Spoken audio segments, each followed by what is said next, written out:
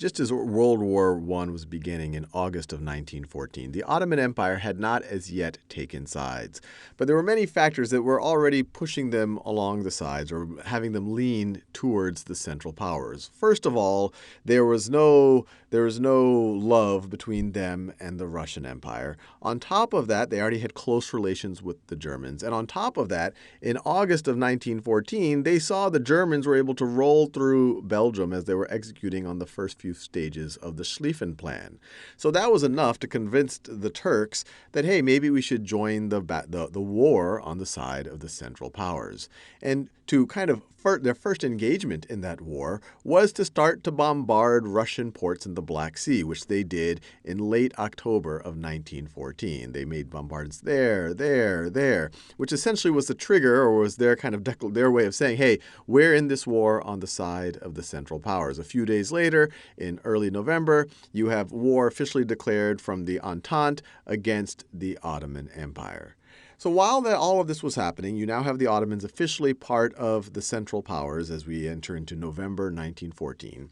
Let's turn our attention to the British Empire. For the Allies, at least so far, and at the fall of 1914, it was not looking so good. The Germans were able to roll through Belgium. They were making offensive gains. It was starting to look a little bit more like a stalemate as we get into the end of 1914, but it was definitely not looking good for the Allies. The Germans were able to gain a lot of ground.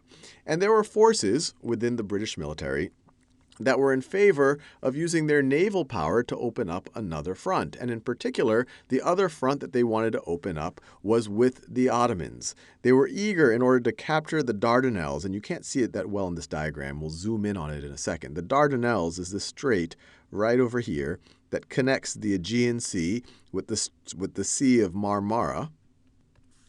And the reason why this was of interest to the British, or to the Allies, is that would open up shipping channels from the Mediterranean through the Aegean, through the Dardanelles, into the Sea of Marmara, through the Bosphorus, which is this strait right over here that you can't see through well, into the Black Sea, that would allow the Allies to reconnect with the Russian allies fighting on the Eastern Front, allow them to supply arms, allow them to supply aid, and also allow them to provide support in the Black Sea, where now you have Russia in an ongoing naval conflict with the Central Powers.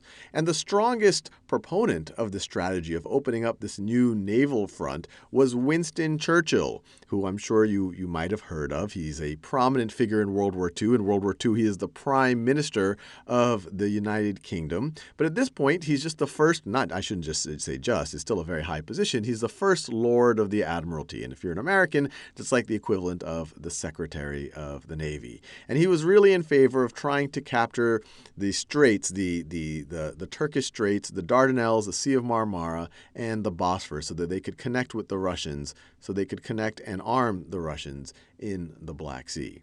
Now, most folks who heard about this plan were not that enthusiastic about it, and that was because of how protected the Dardanelles were. And I'm now going to zoom in on about this part right over here. So let's zoom in on the Dardanelles.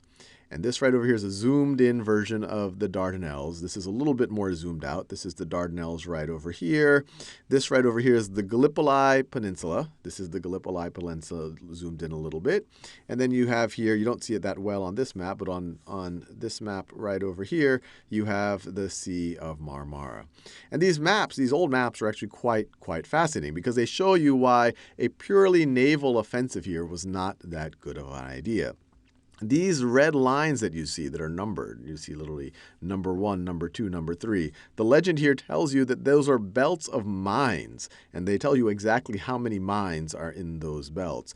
These little X-looking things right over here, these are forts that are sitting on the coast on either side of the Dardanelles, ready to bombard any ships that might try to make their way through the Dardanelles. There are some forts right over here at the opening. This right over here is a separate battery. So this is not a very hospitable environment to try to invade with ships. But despite that, Winston Churchill was able to have his way.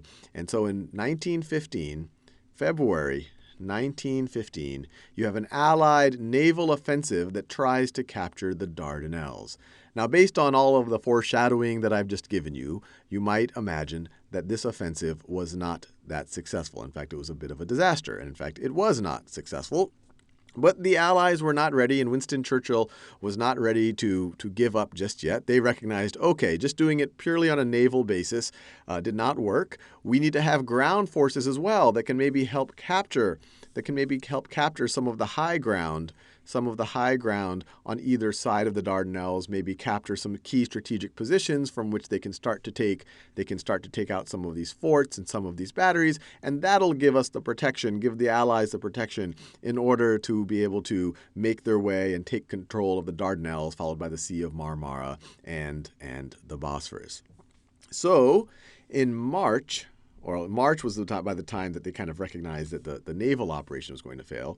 By April 25th, on April 25th, 1915. And this is a very important date, especially for Australians and New Zealanders. I believe New Zealanders is the word for someone who is from New Zealand. You have a ground assault on the Gallipoli Peninsula, and that's why it's often called the Gallipoli Campaign. So this right over here is the Gallipoli Peninsula. And the ground troops attacked in two places, or they made their landfall in two places. Right over here at the tip of the peninsula, right over here at Helles, and then further up the peninsula, right over, and it's not labeled as well right over here, but right in this region, right over here, which is now known, and you see it a little bit clearer right over here, which was named Anzac Cove. And Anzac stands for Australian and New Zealand Army Corps. And this is a huge day in the history of Australia and New Zealand.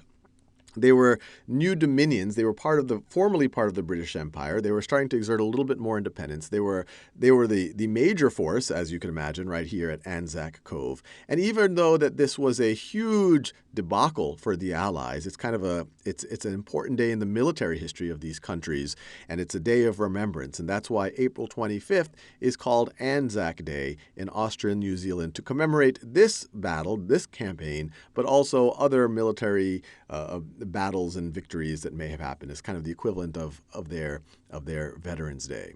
But needless to say, April 25th, you have two ground assaults trying to capture the Gallipoli Peninsula. Neither of them were able to reach their intended targets. At some point, it started to just become a bit of a protracted, unfortunately very bloody situation. On the Allied side, so let me make this clear. On the Allied side, so the Allies brought about 500,000 troops to the battle. The Ottomans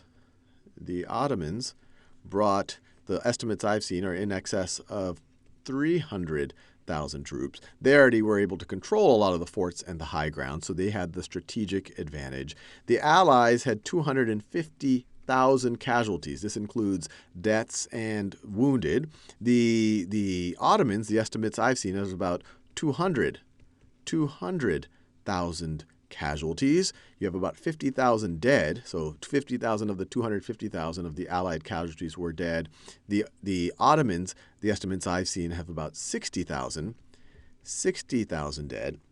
And of these numbers, of the 50,000 dead, approximately 11,000 were from Australia and New Zealand, which is a huge number for any country, but especially countries as small as population-wise, especially New Zealand, but even Australia had a fairly small population.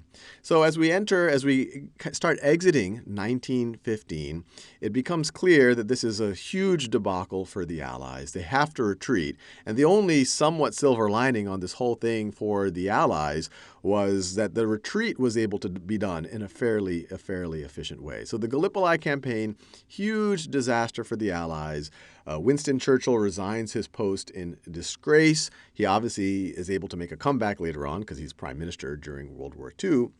And it's considered a huge victory for the Ottomans. They were able to push back this naval and this ground assault. And in particular, you have a gentleman who figures very largely, about as large as you can get in Turkish history, Mustafa Kemal, later to be known as Mustafa Kemal Ataturk, later to be the kind of the father of the Turkish Republic. But this is where he first laid his mark. He was a commander of a division that was able to hold its ground. He's starting to appear as a military hero, and so he was the Ottomans, and Mustafa Kemal in particular were big winners from the Gallipoli Campaign.